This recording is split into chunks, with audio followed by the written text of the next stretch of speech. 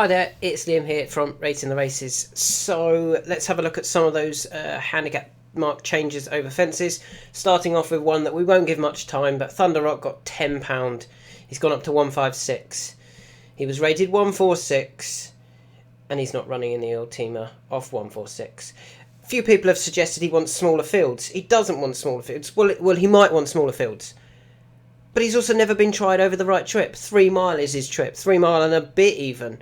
The only time he's ever run over 3 mile was at Cheltenham in the RSA, or whatever it's now called, the Broadway Novices, isn't it? The 3 mile grade 1. He's not a grade 1 horse. He's a very good handicapper, top class handicapper. He showed that when he ran at Sandown. Watch his run back at Sandown. The grade 1, I think it was behind Jerry Colombe, and I can't think it was second. Clearly didn't have the pace for 2.5 mile. And again, he didn't at Cheltenham. They went off too fast over 2.5. He got beat at Musselburgh over 2.5. And then they stepped him up to 3 mile, and you're like, great, run him in a handicap. And they ran him in a listed chase, and they've ruined his mark, and I don't know what he's going to win. I really don't. I don't know what they're going to get him to win now. But anyway, let's move on to horses that can win off their new handicap marks. So, the first one is Some Scope. He went up £2 to 127 for his great effort in the Grimthorpe Chase. I don't think the jockey did anything wrong. He's gone up £2 to 127, which actually kind of isn't ideal, because I think he'll miss out on the Bet365 Gold Cup. I think he'll miss out on the 3 mile handicap at Aintree, where I think he would have big chances in both. So I wonder whether they go, okay, we've had a decent season this year. He's still only young. He's still only a 6-year-old. We don't need to rush him. And they go and win a race that's very winnable, and then end up at the bigger races next season. You know, even potentially like the Ladbroke Trophy or the Coral Gold Cup or the Hennessy or whatever it's called. Stop changing the names. Talking of name changes, we've just had the Baring Bingham. Is that how you say it? Well, it doesn't matter anymore. It's now called the Gallagher Novices Hurdle, I think.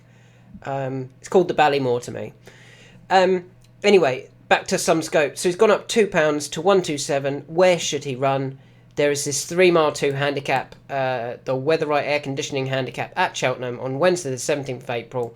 I think he would win that. He would get in probably. Well, I'd be pretty confident he would get in that. It's a 0 to 145, and he can win that, and then they can put him away for the rest of for the summer.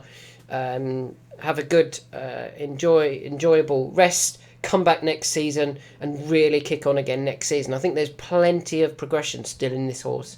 But I'd probably look after him now and make sure you get a win into him, so that when he returns, he's off handicap marks that he can run in the feature handicaps, rather than having to spend a few runs trying to get him high enough rated for those.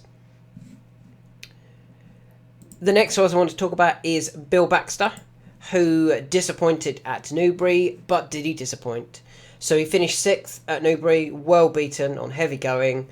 That does mean he's now just £1 higher than his last win, which was at Aintree in the Topham. The race is worth 85 grand, nearly 84,000. They beat Fantastic Lady, who'd shown plenty of form over these fences.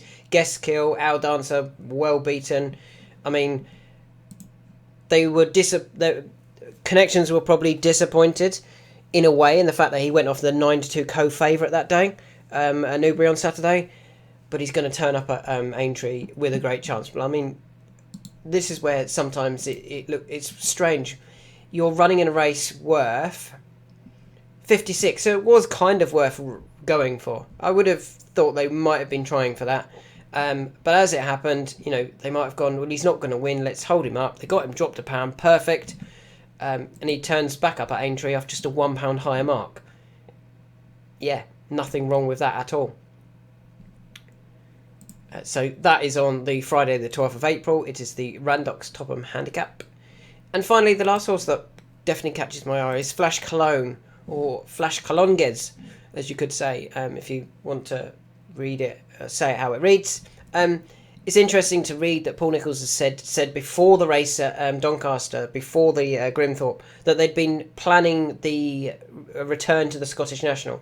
Now, there's a few reasons why that's interesting. So first of all, he fell at the 19th when he slithered on landing, but he was still going really well when he slithered at the 19th. And you would imagine that the jockey, I'm assuming it was Sam, Harry Cobden, sorry, came back in, said to Paul, yeah, we were going to go really close.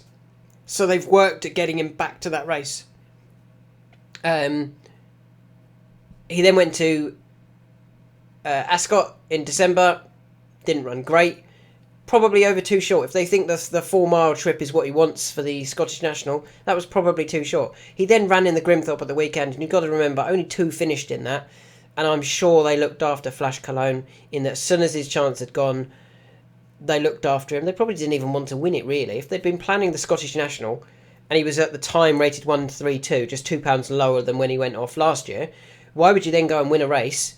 I know I say this, and Phlegmatic's done it, Stumptown's done it, Thunder Rocker's done it, when you've got other races in mind, but at least these have come out and said that this was their plan, the Scottish National, whereas Gavin Cromwell had not said that about Stumptown.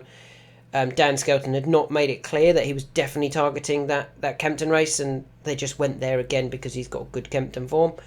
But anyway, that means because of this disappointing run where he was pulled up, he dropped £2 to 130. You've got to remember, he went off 17-2 last year and was still bang there when falling at the 19th. So he'd gone a long way. He was still bang there, and he's £4 lower this year. He's got to be going there with a massive chance, and just forgive him the runs because you can make excuses for him. He hadn't had a run for 8 months before he went to Ascot, and then the ground just went completely against him. You can see on my screen, look at the goings that he's been running on. Good to firm. He pulled up on soft. Okay, he was second on soft back here, but generally it's good ground. He even run on good to firm. They're happy to run him on good to firm, suggesting he wants better going. So when it came up soft, and it was a real war of attrition, soft that day for the Grimthorpe, it wasn't a surprise to see him pulled up, and he was definitely looked after with the Scottish National in mind. That's obviously on Saturday the 20th of April, and he would definitely be making our calculations for the Scottish National. So just the 3 that we're really interested in. Some Scope, I think, can come out and win quickly at Cheltenham in April, win that race, and then look after him for the summer and come back next season in the better handicaps. Bill Baxter's surely going to be back at Aintree for the Topham off just a £1 higher mark. And finally, Flash Cologne off a £4 lower mark than what he ran off in the Scottish National last year, when the fact that they're coming back here, they've obviously, Harry obviously came back in and said he was going to go really close, so let's go for it again next year.